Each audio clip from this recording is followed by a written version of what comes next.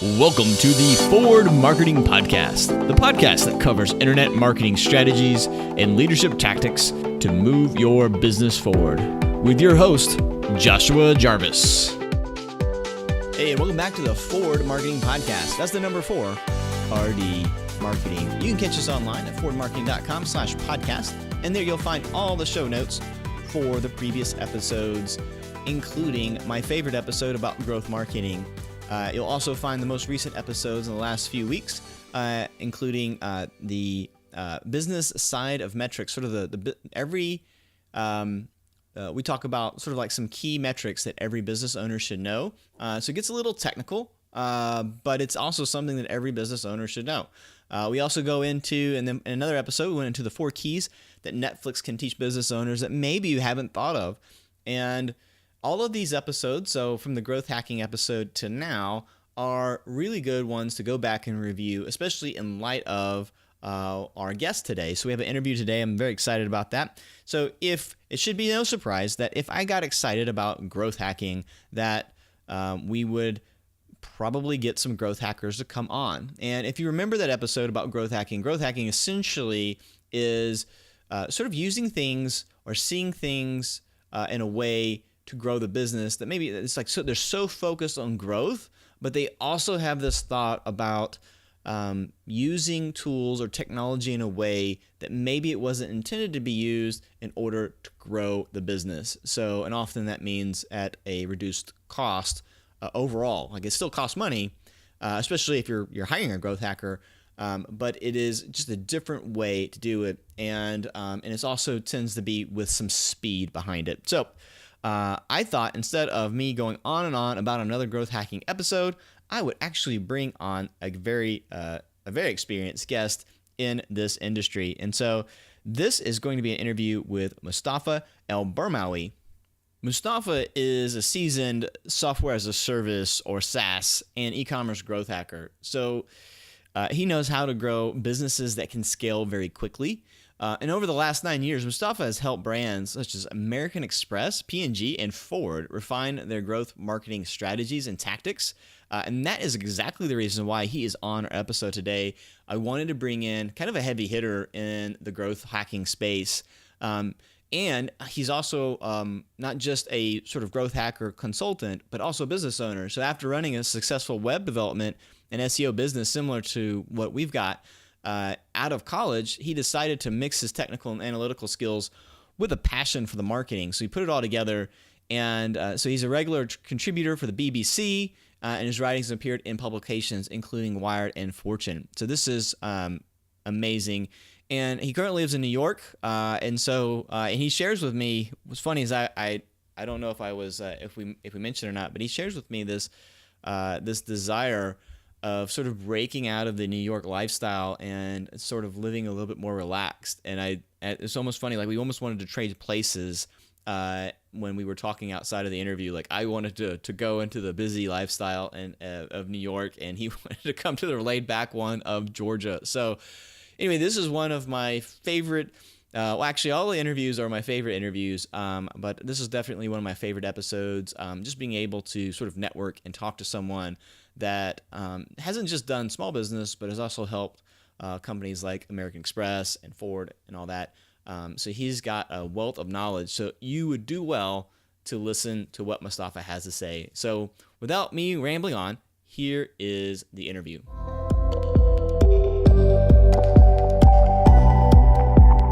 Well, I'm so excited to have you here, Mostafa. Of course, we told the audience about it, and I used that keyword growth hacking, which if anyone's been listening the last few weeks, they know that I got real excited about explaining what that was to the audience in case there was any small business owners. They're like, they hear that word, it's a buzzword and all that, and they didn't know what it was. So I finally have on our show a real growth hacker. It's not just like me talking about it, but you actually, that's what you do every day.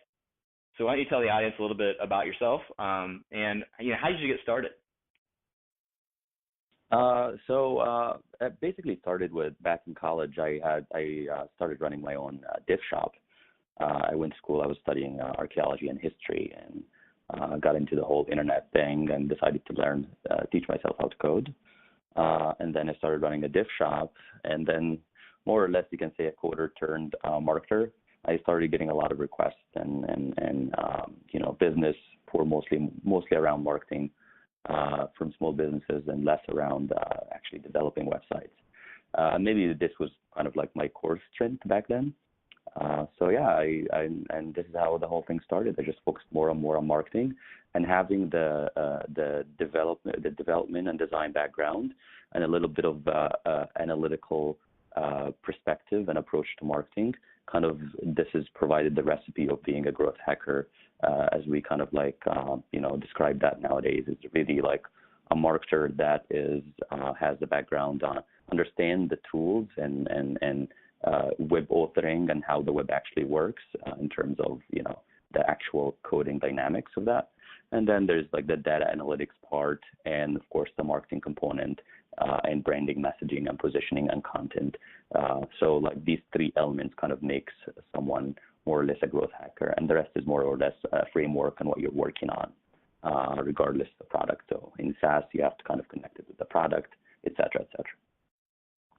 I gotcha. No, that's a very similar story to how I got started as well. So that's interesting that you kind of make that connection. What in your gift store? What were you selling there? My gift shop, you said? Yeah. Well, we started a restaurant business back then. It was mostly like building one website, and we build the site and promote it. So it was a full service. We built you a simple website, the same template that we kind of rolled out for each and every restaurant. And I'm talking here in 2009. This was like cutting edge tech back then. So it was mostly like a WordPress template that I roll out for multiple restaurants and services businesses, and then I started doing the SEO on top of that, and a little bit of Google Maps had just started back then. So I did some work on that. Yelp was also big, so we did some work on Yelp. So we basically developed the websites and help you promote your business and all of these mediums that were available back then. And we do that for a monthly fee of $100. So that was agency as a service, and we don't really charge you anything early on. It worked very well for us as an agency, and it also worked well for the small business because there isn't much initial cost, but at the same time, you're seeing the results, and you can really track the value, I guess, cost versus benefits. I'm paying $100 a month, but I'm also getting 50 or 30 customers out of that. So it was no brainer for most people to join our program. Nice. You kind of reminded me of you and I were talking before we hit the record button about like the difference between small businesses and software as a service or SaaS companies, and I was saying that one of the things is that you can really scale a little easier, I think, with a SaaS company than you can like with a service business.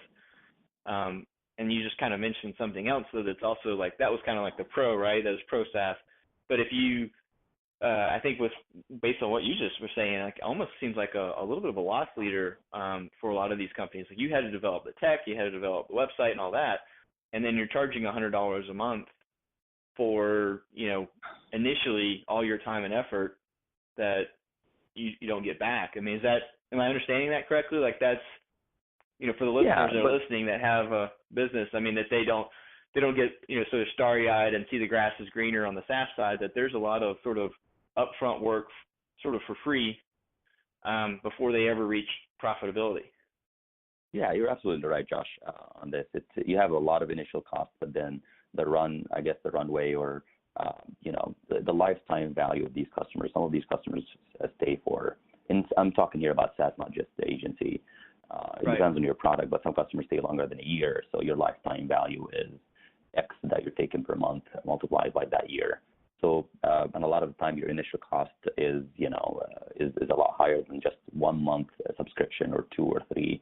So you need to think about it in the kind of like the long run, but also sometimes you need to factor in, take a loss early on to bring all of these customers, then upsell them on something else than they initially signed up to. So there's, having the customer loyalty and someone paying you monthly subscription fee and validation to that product is really powerful, and that kind of what started the whole SaaS movement in the space. And we see that Dropbox just did their IPO.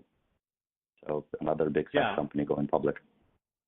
Well, it's funny is that I don't know if you've been listening to the show, but a lot of the stuff that you're saying, talking about lifetime value of a customer, that's actually, if that's not the one that's been released last week, that was one of the episodes it'll be probably this week of the recording, it'll actually be released, where we talked about like the key terms that every business owner should know, and like lifetime value, whether you're real estate agent, insurance agent, or whether you're a SaaS company, like you need to know what that's worth, because like you were just saying, like there may be a lot of effort and money spent on obtaining that customer, and then if you're not if service isn't there, I guess that's where I was really going with that. The service piece is such a big thing, and you and I were kind of talking again, like I said before I hit record, maybe I should have recorded that, but saying that there's really all businesses have the same problem, and the only reason I'm repeating it is because I may have a listener right now is like, he's talking tech again, and not realize that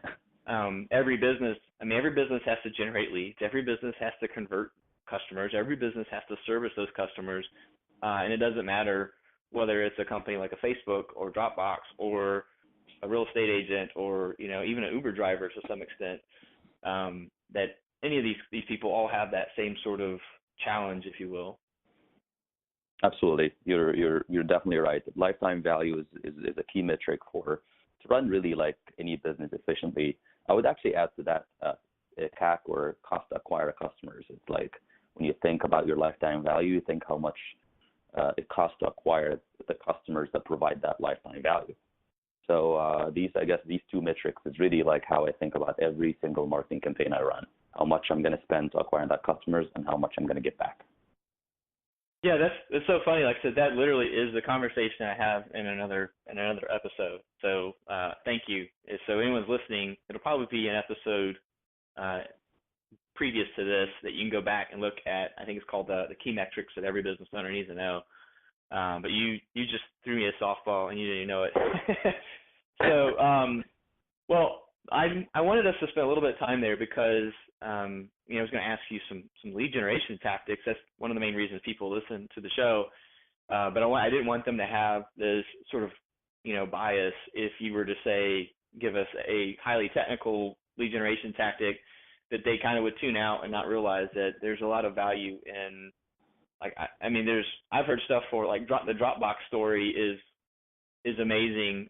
We did an episode about Netflix of all things, and like, oh wow, there's just so much to learn from these businesses, and whether you're a service-oriented business or a SaaS or any kind of business really.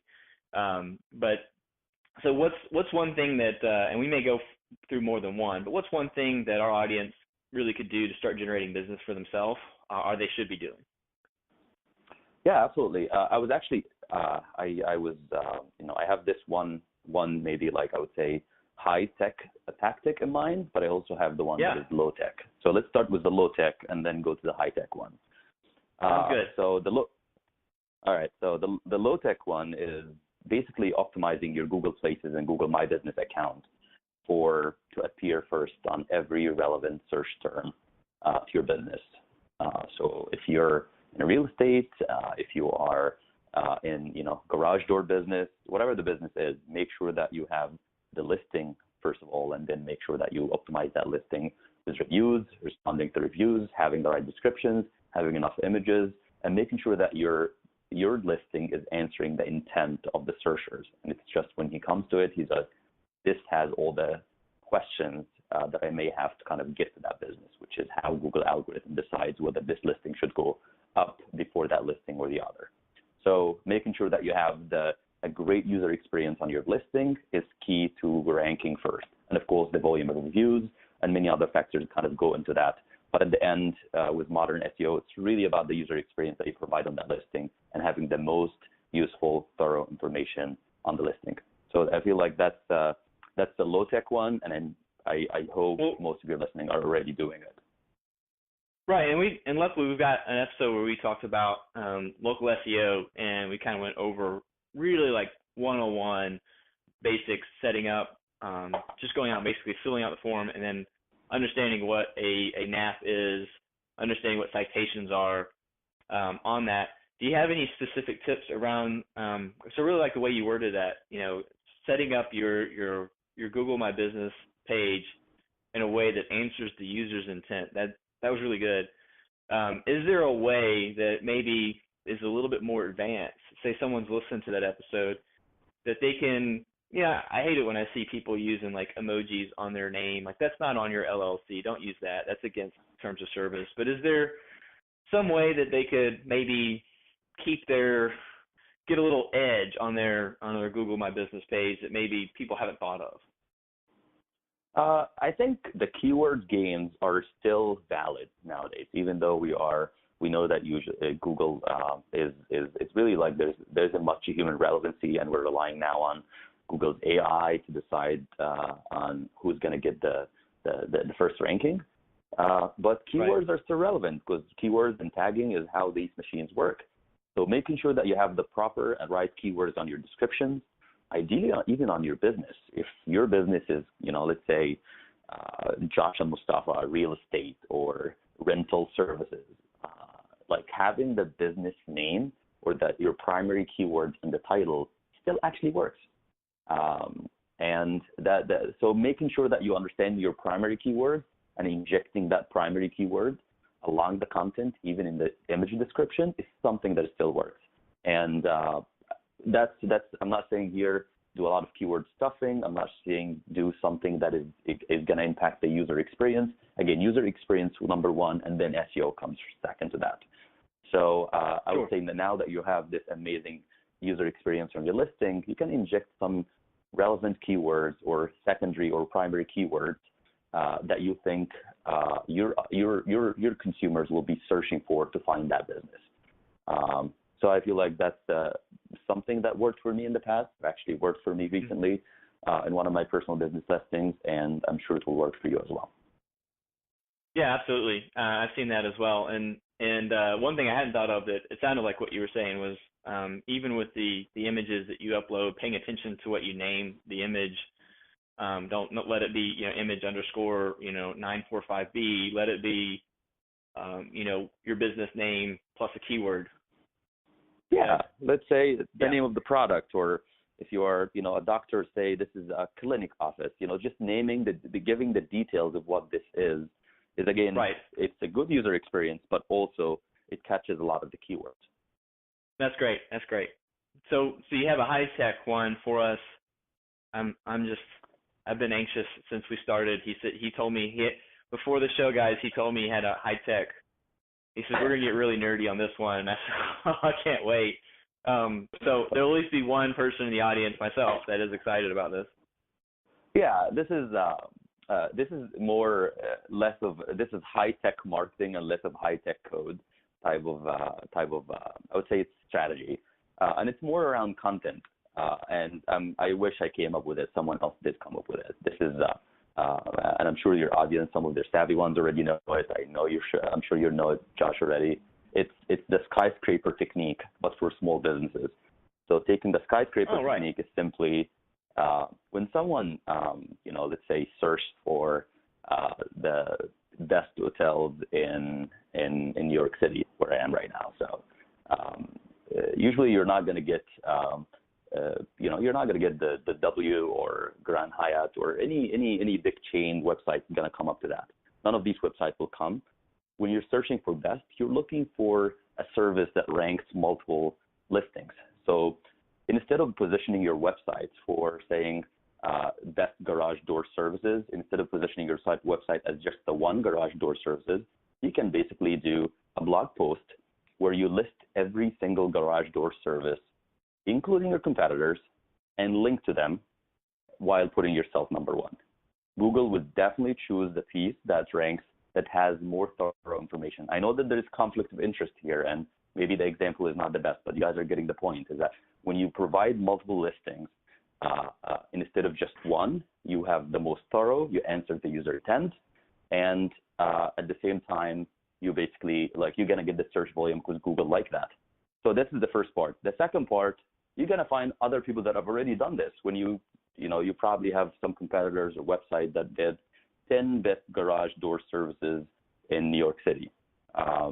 So you can do 50 best instead of just 10. So this is why it's called skyscraper technique, where you find something, you make something better and longer and bigger than it.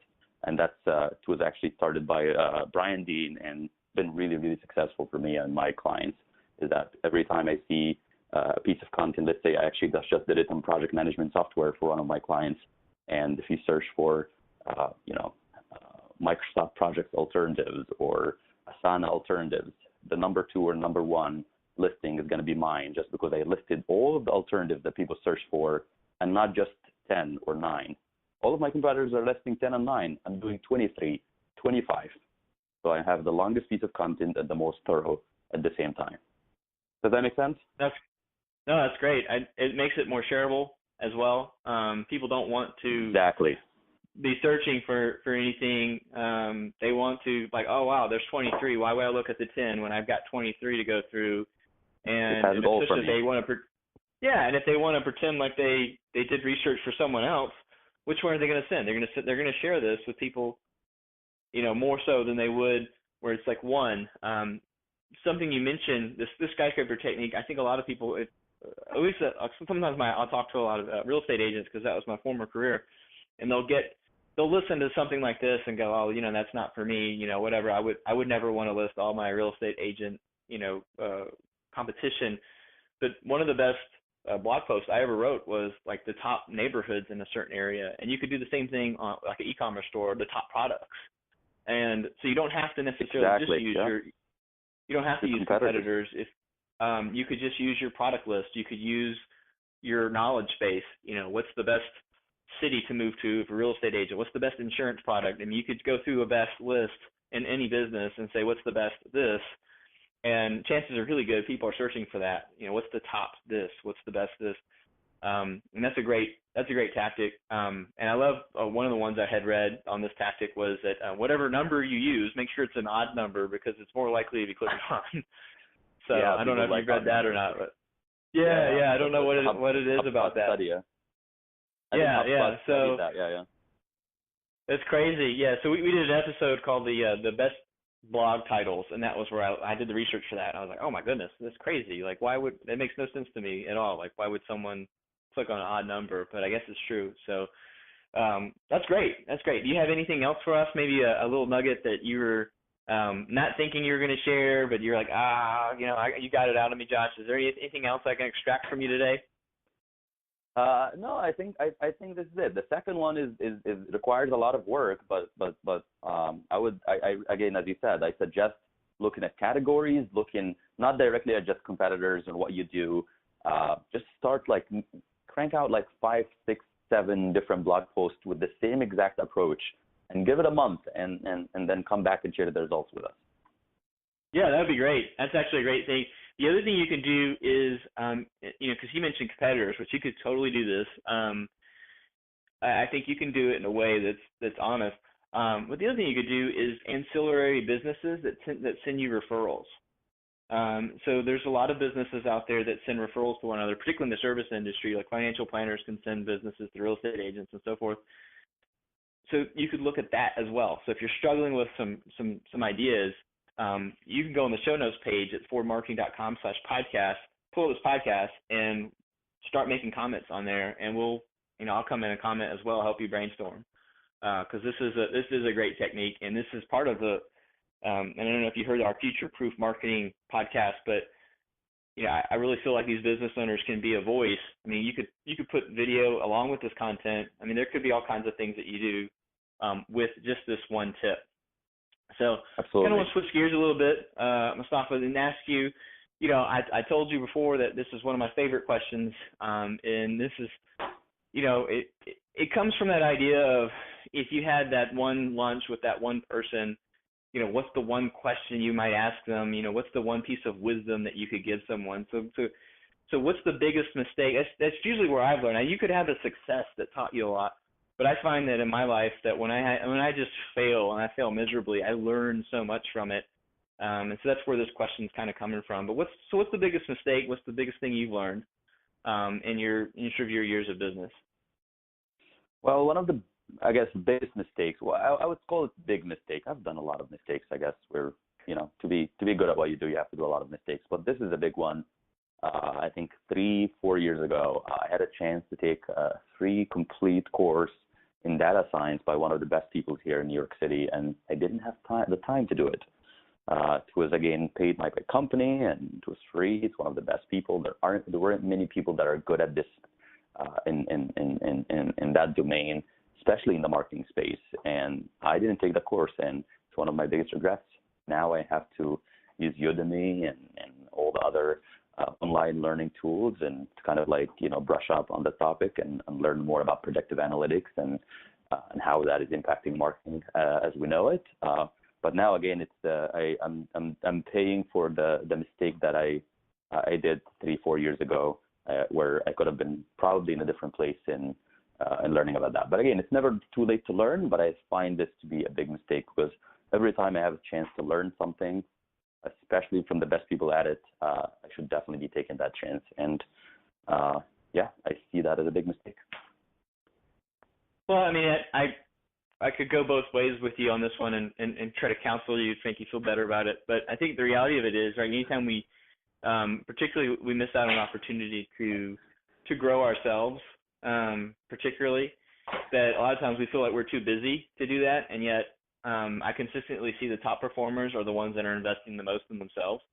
And so I would agree with you that could be the lesson learned there. It's like, hey, there's an opportunity to learn, but maybe because of what you got for free, right? You would have gotten it for free. Maybe you appreciate what you're learning a little bit more now, and that's my consoling tip for you today. That's me helping you feel a little bit better about it. Yeah, so you can feel a little better about it. What's the biggest mistake that you think, like, so your clients or other businesses that you talk to just in the marketplace? What's a big mistake that you see them making that you wish they didn't? I see a lot of businesses like still up until even in 2018, a lot of businesses still try to manufacture links, especially in the small business space. If you are an SEO, and a lot of them are like founders that just kind of like starting to learn more about SEO, and then they say, You know what, I'm gonna fool Google. And it's like, we've been trying to fool Google for the past like 15 years. Like, don't try. Just don't build links. Don't go and try to manufacture links. If you have a guest post or you were trying to publish something on someone else's blog and it's natural, if it's something that you would normally do, you should be doing.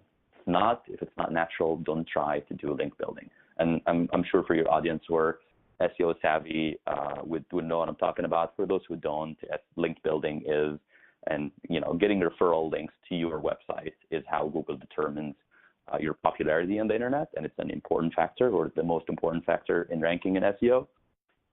So some businesses are still trying to do it nowadays, and I've seen a lot of small business come to me and say, "Oh, we have a big drop in traffic." I was like, "You've been penalized. Check out your Search Console. You have all these warnings. Yeah. You're getting into a link wheel, or you're doing like some spammy activities that you shouldn't be doing." So that's a big advice, and I hope that most people are not doing it. But I was shocked to find two clients in 2018 that I met with have had this issue. And again, I hope your listeners and audience don't really fall trap with that. Well, I mean, it's an easy trap because it's, go to Fiverr and there's a promise of great, all these links, and you think that's going to be great. But the risk is like the reward is also great. Especially if you've got like an e-commerce store, it's like all of a sudden you get all this traffic. But when you get penalized, sometimes it just kills the whole domain and you've got to start all over. It's very painful. Absolutely. Yeah, absolutely. So, well, I always like to close with sort of this opportunity for you that, let's say there's someone listening. Let's say there's the one person that can make a difference, like help you take the next step, whatever that is, or help you move closer to whatever your goal is. What is that kind of person? Who is that person? If I could, open up my Rolodex and make a phone call and connect you to them, I would love to do it. Tell me a little bit about what you're looking for, and then, like I said, of course, tell us how we can find you.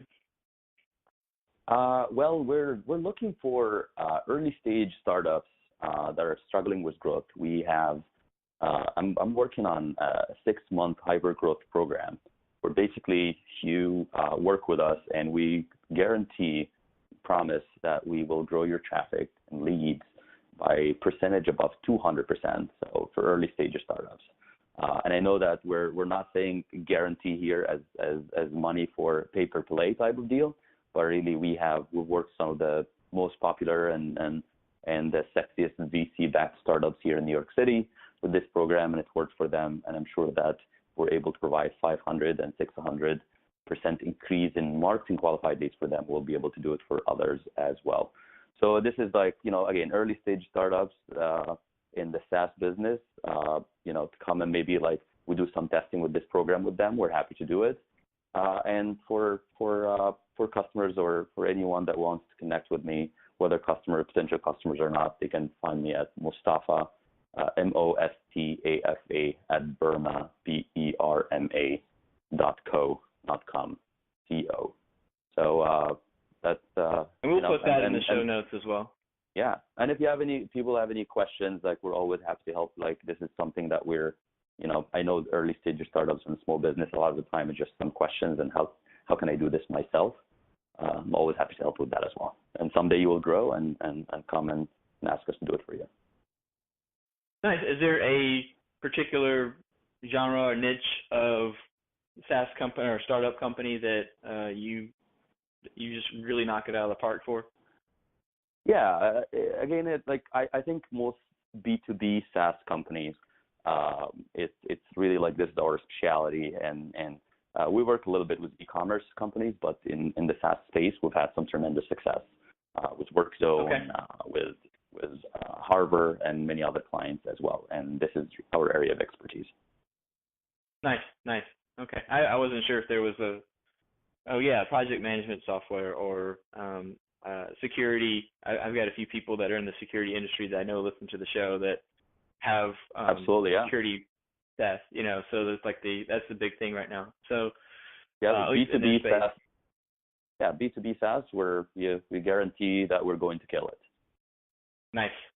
I may actually have a referral for you then. Very good. So awesome, man. Well, I appreciate you coming on the show today, and like I said, I was telling listeners I will definitely be putting all of your show notes on the page. And like I said, thanks for joining us. Thanks, Josh. Appreciate it.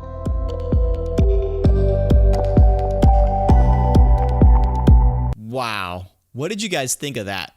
Mostafa is very, very humble in the way that he presented this information. As I mentioned in his bio, this guy has worked with American Express, with Ford. He's a contributor for BBC, and just a wealth of knowledge. And when we talked about the lead generation stuff that he was going to bring to you today, he was asking me how technical do we want to get, and so. What I'm going to say to you guys is that if you want me to have him back, because now I think after this we were friends. We literally talked for probably about an hour and a half and only recorded some of it. And so if you want me to have him back and you want me to go a little deeper, you're going to have to email me. So that means that you're going to have to go to forwardmarketing.com. And if you're not already a subscriber to our email list, you're going to have to subscribe. You can see that a lot of the techniques that I talk about, I may not even be putting onto my website. So you may have to actually enter your email address for me. And then you're going to email me at joshua@forwardmarketing.com and just give me more Mostafa, and I will ask him to come back. He was very gracious to make the offer to say that he could come back because the techniques that he offered could require either a little bit more in-depth conversation, and I'll put some notes in the show notes where you can find the skyscraper technique that he mentioned, as well as a link to our old episode about the local SEO that he mentioned. But if you want him to come back and give a sort of more technical tip, then I would love to ask him back. But I only want to do it if you, the listener, want it. This whole podcast, if you notice, we don't sell anything on this podcast, at least yet. And it is for you. So this is all for you guys. If you're listening to this, then this is for you. So it is your time. If you get an episode that you do not like, then it's your fault for not emailing me and saying, hey, I want more of this. I want more of Mostafa, or I want more growth hacking, or I want more leadership, or I want more whatever. And that brings me to another point, is that we have an exciting episode coming up in the next few weeks with Dr. Rob McClellan, who is the host of the leadertribe.com podcast. So if you want to check out his podcast, go to leadertribe.com. That's leader, like I'm a leader, and then tribe.com. And what he does is a daily podcast on leadership tactics that you can get. It's called a daily dose of growth, and it's pretty amazing. He goes over Harvard research of proven leadership tactics. And so we're going to have kind of maybe either a dual podcast or just a simple one with him and I getting down and talking about leadership tactics for the small business and entrepreneurs. And when I say small business, some of our listeners have, hundreds of employees. Some of them have 2. Some of them are working for companies that are thousands of employees strong. And so you're very diverse. And the goal is to sort of break down that barrier that you would think that anything we talk about, even though I'm talking to small business owners, because a lot of my listeners came from LinkedIn, that even though I'm talking to that group, that you would see value in these different tactics. So, and certainly if you have a location, local SEO is very important.